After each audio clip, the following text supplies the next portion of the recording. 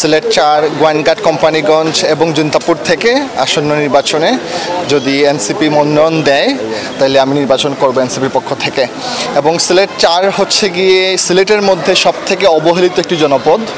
আমাদের এনসিপি অনেকগুলা অর্গানাইজেশন আছে, যুবশক্তি, ছাত্রশক্তি, শ্রমিক শক্তি এবং ডায়াসপোরা হচ্ছে গিয়ে বাংলাদেশের বাহিরে ডায়াসপোরা কাজ করে, অনেকগুলো কান্ট্রিতে কাজ করে। আমি ডায়াসপোরা একজন সক্রিয় কর্মী।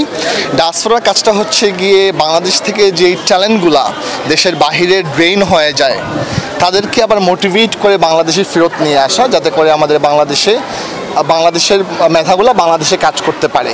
এই ধারাবাহিকতায় NCP diaspora UK, USA, France, Canada থেকে শুরু করে প্রত্যেকটা ডায়াসপোরা থেকে অনেক এমপি ক্যান্ডিডেট দেশে নিয়ে আসা হচ্ছে এবং তাদের যোগ্যতার ভিত্তিতে নির্বাচনে দাঁড় করানোর জন্য প্রস্তুতি নেওয়া হচ্ছে। এবং এনসিপি এইবার একটা ইতিহাস করেছে, আপনি জানেন যে কোনো কেউ চাইলে, আপনি সাংবাদিক, আপনিও যদি চান, যে কোনো কেউ চাইলে এনসিপির মনোনয়ন কিনতে পারবেন এবং এনসিপি হয়ে ইলেকশন করতে পারবেন। এবং এরই ধারাবাহিকতায় আমরা সম্পূর্ণ গণতান্ত্রিক প্রক্রিয়ায় সবাই মনোনয়নপত্র জমা দিয়েছে এবং আমাদের মনোনয়নপত্র যাচাই বাছাই কাজ চলছে এবং এনসিপি এ থেকে বাছাই করে নেবে পছন্দের ক্যান্ডিডেট। সিলেট 4-এর প্রধান যে সমস্যাটা আমরা দেখতেছি বর্তমানে সেটা হচ্ছে আনএমপ্লয়মেন্ট। এবং আনএমপ্লয়মেন্ট সমস্যা এতটাই তীব্র হয়েছে সিলেট 4-এ যে মানুষজন কোনো কাজই খুঁজে পাচ্ছে না। এবং আপনি যদি জানেন বাংলাদেশের এবং সিলেট 4 স্পেশালি পুরো ইকোনমিটা হচ্ছে লেবার বেজ ইকোনমি। এবং এখানে যে নেতৃত্ব এসেছে 1994 সাল থেকে শুরু করে আজকে পর্যন্ত, নির্বাচনের পর নির্বাচন, কোনো নেতৃত্ব এই লেবার বেজ ইকোনমিটাকে কোনোভাবেই পরিবর্তন করে নিয়ে আসার জন্য কাজ করে নাই। এবং এবারও যদি আপনি ইলেকশনের ইস্তারা দেখেন, যারা ক্যান্ডিডেট হচ্ছেন সিলেট 4 থেকে, তারা প্রথমেই বক্তৃতা শুরু করেন এটা বলে যে আমাকে যদি নির্বাচিত করা হয় আমি পাথর খুলে দিব। সো এখন 2025-এ এসে এই ধরনের বক্তৃতা মানুষজন আর নিবে না, কারণ মানুষজন এখন বুঝে যে পাথর বন্ধ করা হয়েছে পরিবেশ বাঁচানোর জন্য, পর্যটন শিল্পকে বাড়ানোর জন্য। এটা একটা সরকারের একটা পদক্ষেপ। এটাকে একটি নির্দিষ্ট ফ্রেমওয়ার্কের মধ্যে নিয়ে এসে তারপরই এটাকে আবার চালু করতে হবে। কিন্তু আমাদের যারা নির্বাচন করছেন তারা এটাকে একটি নির্বাচনী একটা চাল হিসাবে ব্যবহার করছেন, এটা খুবই দুঃখজনক। ওনাদের উচিত ছিল যে অল্টারনেটিভ এমপ্লয়মেন্ট নিয়ে আসা সিলেট 4-এ। অল্টারনেটিভ এমপ্লয়মেন্ট বলতে আমরা বলতেছি এখানে পর্যটন খাত। সিলেট 4 পর্যটন খাতের জন্য খুবই গুরুত্বপূর্ণ।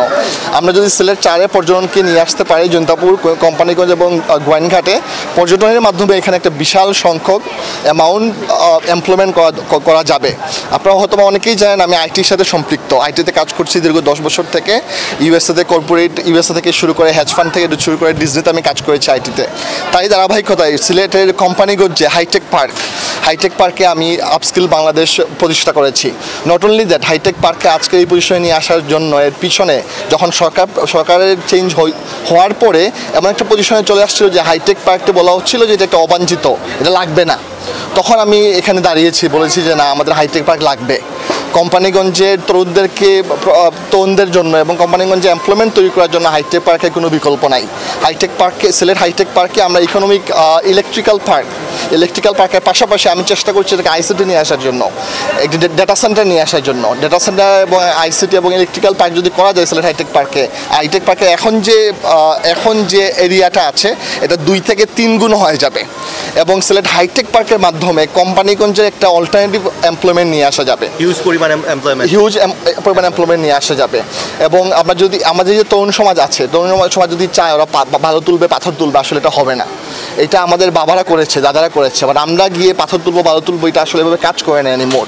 সো আমাদের এখন দেখতে হবে আর কী অল্টারনেটিভ এমপ্লয়মেন্ট আছে এবং সেগুলো আমাদের ক্রিয়েট করতে হবে। পর্যটন, হাইটেক পার্ক, আইসিটি এবং আরও কিছু ব্যাপার আছে। শিক্ষা প্রতিষ্ঠান, সিলেট 4-এর শিক্ষা প্রতিষ্ঠানের অবস্থা খুবই খারাপ। এখন পর্যন্ত ভালো কোনো শিক্ষা প্রতিষ্ঠান আমরা তৈরি করতে পারি নাই। হসপিটালের অবস্থা আরও নাজুক।